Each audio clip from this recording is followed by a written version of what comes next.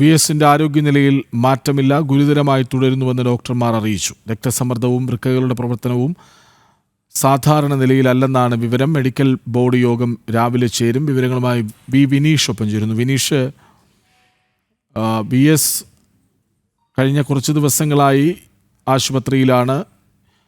ആരോഗ്യനില ഗുരുതരമായി തുടരുന്നു എന്ന വാർത്തകളാണ് കഴിഞ്ഞ 2 ദിവസമായി പുറത്തു വരുന്നത്. ഇന്നിപ്പോൾ രാവിലെ മെഡിക്കൽ ബോർഡ് യോഗം ചേരുകയാണല്ലോ.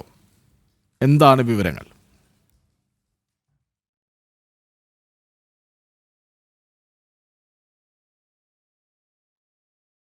വി എസിന്റെ ആരോഗ്യനിലയിൽ മാറ്റമില്ല എന്ന വാർത്ത വരുന്നു.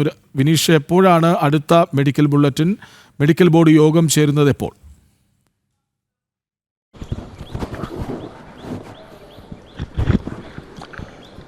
കൃഷ്ണരാജ്, 11 മണിയോടുകൂടി തന്നെ മെഡിക്കൽ ബുള്ളറ്റിൻ പുറത്തു വരും. 11-11:30 മെഡിക്കൽ ബുള്ളറ്റിൻ പുറത്തു വരും എന്ന് തന്നെയാണ് നമുക്ക് അറിയാൻ സാധിക്കുന്നത്. കഴിഞ്ഞ ദിവസങ്ങളിലും അത്തരത്തിൽ 11:30 മണിയോടുകൂടിയാണ് മെഡിക്കൽ ബുള്ളറ്റിൻ പുറത്തു വന്നത്. കഴിഞ്ഞ ദിവസം അത്തരത്തിൽ മെഡിക്കൽ ബുള്ളറ്റിൻ പുറത്തു വന്നപ്പോൾ ഒരു ആശാവഹമായ സാഹചര്യം ഇല്ലായിരുന്നു. വി എസിനെ സംബന്ധിച്ചിടത്തോളം വി എസിൻ്റെ ആരോഗ്യസ്ഥിതി ഗുരുതരമായ ഒരു അവസ്ഥയിൽ തന്നെ തുടരുന്നു എന്ന് തന്നെയാണ് നമുക്കിപ്പോഴും മനസ്സിലാക്കാൻ സാധിക്കുന്നത്. കഴിഞ്ഞ ദിവസം പുറത്തിറക്കിയ മെഡിക്കൽ ബുള്ളറ്റിൽ വൃക്ക തകരാറും ഒപ്പം തന്നെ രക്തസമ്മർദ്ദവും അധികമായി വി എസിനെ ബാധിക്കുന്നു എന്ന് സംബന്ധിച്ചുള്ള മെഡിക്കൽ ബുള്ളറ്റിനായിരുന്നു പുറത്തു വന്നത്. നിലവിൽ ആരോഗ്യസ്ഥിതിയിൽ ഗുരുതരമായ രീതിയിൽ തന്നെയാണ് മുന്നോട്ട് പോകുന്നത്. ആശാവഹമായ ഒരു സാഹചര്യം നിലനിൽക്കുന്നില്ല എന്ന് തന്നെയാണ് നമുക്ക് ഇപ്പോഴത്തെ ഘട്ടത്തിൽ പറയാൻ സാധിക്കുന്നത്. കഴിഞ്ഞ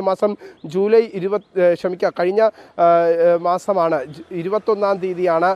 ജൂൺ 21-ാം തീയതിയോടുകൂടിയാണ് വി എസിനെ ആശുപത്രിയിൽ പ്രവേശിപ്പിച്ചത്. അതുമുതൽ തന്നെ വിദഗ്ധ ഡോക്ടർമാരുടെ സംഘമാണ് വി എസിനെ പരിശോധിച്ചു വരുന്നത്.